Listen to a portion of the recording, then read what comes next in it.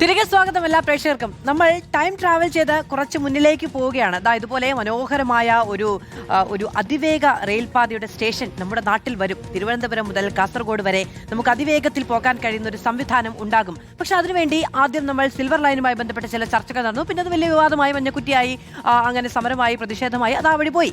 പിന്നീട് നമ്മുടെ മുന്നിലേക്ക് വന്നൊരു പദ്ധതി എന്ന് പറയുന്നത് ഈ ശ്രീധരന്റെ പദ്ധതിയാണ്.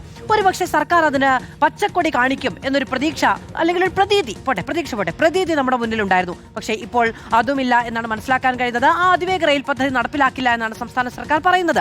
അതിന് രണ്ട് കാരണങ്ങളാണ്. സാമ്പത്തിക പഠനം നടത്തണം, പാരിസ്ഥിതിക പഠനം നടത്തണം. ഇത് രണ്ടും നടത്താതെ സമർപ്പിച്ച റിപ്പോർട്ട് അതേ രൂപത്തിൽ സർക്കാരിന് ഏറ്റെടുക്കാൻ കഴിയില്ല എന്ന് മുഖ്യമന്ത്രി വ്യക്തമാക്കിയിരിക്കുകയാണ്. ചരക്ക് ഗതാഗത സാധ്യത അടക്കം പഠിച്ചതിന് ശേഷം വിശദമായി DPR സമർപ്പിക്കാൻ DMRCയെ സമീപിക്കാനാണ് സർക്കാരിന്റെ നീക്കം. അവരത് പരിശോധിച്ച് ഉള്ള റിപ്പോർട്ട് ഇന്ന് സമർപ്പിച്ചിട്ടുണ്ട്. അതിലെ ഇതൊരു പൂർണ്ണമായ റിപ്പോർട്ടല്ല എന്നൊരു വിലയിരുത്തലാണ് അവർ എത്തിച്ചേർന്നിരിക്കുന്നത്. ഭൂമി ഏറ്റെടുക്കൽ സംബന്ധിച്ച വിജ്ഞാപനങ്ങൾ അല്ലെങ്കിൽ ഭൂതല നിർമ്മാണവുമായി ബന്ധപ്പെട്ട യാതൊരു പ്രാരംഭ നടപടികളും ഇപ്പോൾ ആരംഭിക്കരുത് എന്നാണ് കമ്മിറ്റി ശുപാർശ ചെയ്തിരിക്കുന്നത്. കാരണം ഇതിൻ്റെ ഒരു കൃത്യമായ ഒരു എക്കണോമിക് മോഡൽ, ഇതിൽ എത്ര യാത്രക്കാർ യാത്ര ചെയ്യാനുള്ള സാധ്യതയുണ്ട്, പിന്നെ പാരിസ്ഥിതിക പഠനം, ഇതൊന്നും നടത്താതെ, അതാണ് നമുക്ക് കേരളയിൽ പറ്റിയ ഒരു അപകടം ഇതിൻ്റെ അകത്ത് ആവർത്തിക്കരുത് എന്നാണ് ശുപാർശ. യാത്രക്കാരുടെ എണ്ണം പോലും കൃത്യമായിട്ട് തിട്ടപ്പെടുത്തിയിട്ടില്ല. ഒരു അപൂർണമായ റിപ്പോർട്ടാണെന്നാണ് ഇടക്കാല സമിതിയുടെ ഇത്. സർക്കാർ ഇതിനെ സംബന്ധിച്ച് ഒന്നുകൂടി ആലോചിച്ച് ഇതിൻ്റെ ബദൽ മാർഗങ്ങളും മറ്റു കാര്യങ്ങളും ആലോചിക്കും.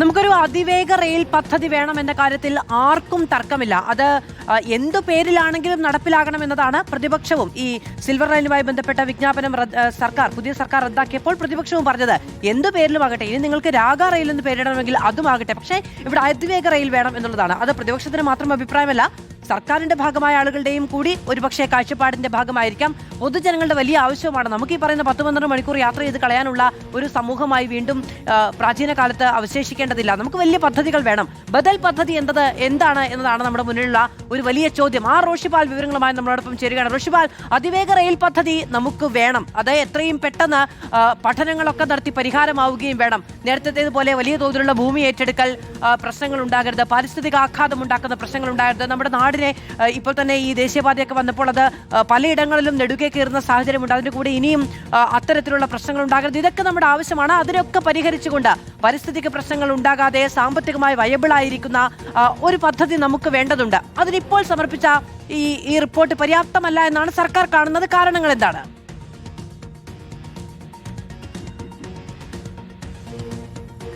മാധു, അതിവേഗ റെയിൽപാതയുമായി ബന്ധപ്പെട്ട ശ്രീധരൻ നൽകിയ റിപ്പോർട്ട് അത് വിശദമായി പരിശോധിച്ചാണ് വിദഗ്ധ സമിതി മുഖ്യമന്ത്രിക്ക് റിപ്പോർട്ട് കൈമാറിയത്.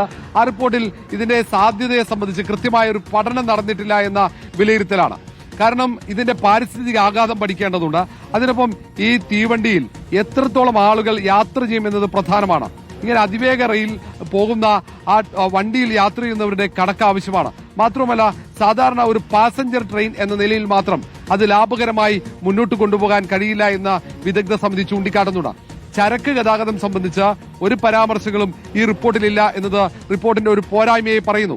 എത്രത്തോളം സ്ഥലം ഏറ്റെടുക്കേണ്ടി വരും എന്നതിനെക്കുറിച്ചും ഒരു വ്യക്തതയില്ല. കാരണം നിലവിലെ പാരിസ്ഥിതിക ആഘാതം പഠിക്കാതെ എത്രത്തോളം സ്ഥലം ഏറ്റെടുക്കേണ്ടി വരും എന്നറിയാതെ ചരക്ക് ഗതാഗതത്തെ പ്രോത്സാഹിപ്പിക്കാതെ അതിവേഗ റെയിൽപാത വിജയിക്കില്ല എന്ന വിലയിരുത്തലിലേക്കാണ് സർക്കാർ എത്തുന്നത്. അതുകൊണ്ട് തന്നെയാണ് വിദഗ്ധ സമിതി മുന്നോട്ട് വെച്ച ഈ ബദൽ മാർഗം കൂടി ആലോചിക്കേണ്ടി വരും. അതിനെക്കുറിച്ച് ഏതായാലും ഈ പഠന റിപ്പോർട്ട് വളരെ വിശദമായി സർക്കാർ പരിശോധിക്കും. അതിനുശേഷമായിരിക്കും ബദൽ സാധ്യത പരിശോധിക്കുക. എങ്ങനെയായിരിക്കും ആ ബദൽ സാധ്യത എന്നതാണ് കാത്തിരുന്ന് കാണേണ്ടി വരിക. ഒരുപക്ഷെ അടുത്ത മന്ത്രിസഭാ യോഗമാകുമ്പോഴേക്കും ഇത് സംബന്ധിച്ച് വിശദമായ പരിശോധന ശേഷം മന്ത്രിസഭ ഒരു ബദൽ സാധ്യത കൂടി വിലയിരുത്തും. ആ കാര്യത്തിൽ തീരുമാനമുണ്ടാകും. അതിവേഗ റെയിൽപാത പദ്ധതി വേണമെന്ന ഒറ്റ നിലപാടിൽ തന്നെയാണ് സംസ്ഥാന സർക്കാർ ഉള്ളത്. സമാനമായി തന്നെ ചരക്ക് ഗതാഗതം, അത് കടലിലൂടെയുള്ള മിഷൻ സമുദ്ര പദ്ധതിയുണ്ട്. എല്ലാം കൂട്ടിച്ചേർത്തുള്ള പദ്ധതിയാണോ സർക്കാർ ആലോചിക്കുന്നത് എന്നതിനെ കുറിച്ചുള്ള വ്യക്തത ഒരുപക്ഷെ അടുത്ത ആഴ്ചയാകുമ്പോഴത്തേക്കും ഉണ്ടാകും. നമുക്ക് കാത്തിരിക്കാം. ഒരുപാട് കാത്തിരിപ്പില്ലാതെ അതിവേഗ റെയിൽ പദ്ധതി കേരളത്തിൽ യാഥാർത്ഥ്യമാകണമെന്നതാണ് നമ്മുടെ ആവശ്യം.